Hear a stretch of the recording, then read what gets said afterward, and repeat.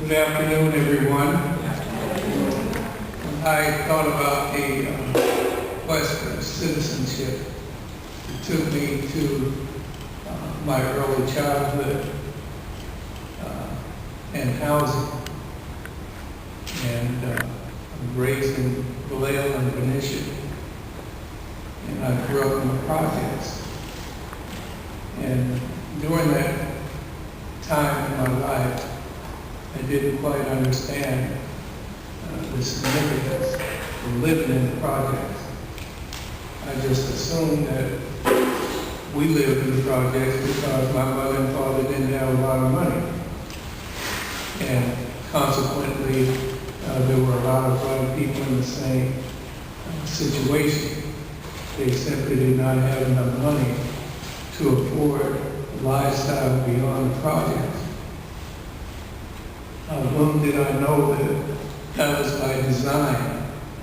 As I grew to early manhood, there was a gentleman in the assembly, a gentleman by the name of Byron Rumford, in the early 1960s, who authored a bill, and it was called the Byron Rumford Fair Housing Bill.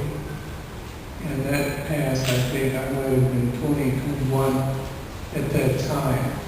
But that was a real benchmark in the state of California. Because as you know, California was supposed to be free of bias and discrimination. So the Byron Rumford Fair Housing Act passed in the early 60s. But today, you can still see advertisements on TV where people are describing situations where they are denied an opportunity to live where they can afford to live simply because of who they are. And so when we think about the quest for citizenship, and it means that you're moving away from second-class citizenship to this so-called first-class citizenship that has not occurred. And I'm simply using one illustration, that of housing, and where blacks and many other minorities find themselves today. That quest for citizenship has not been realized. Again, I talk about one example that I experienced growing up as a young man and a child in Vallejo and Benicia, growing up in the projects, not realizing that it wasn't just a condition of being poor, but it was also a condition of who my family was and who we represented.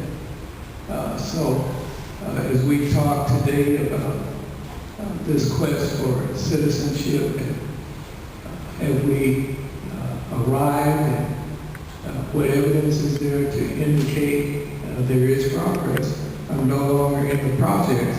However, I think there are many of my people, African Americans, in the city of Oakland who cannot live where they want to live. So I'll leave it at that and pass it on. I'm sure we'll have a discussion about this because housing is at the core of that freedom and emancipation and first-class citizenship.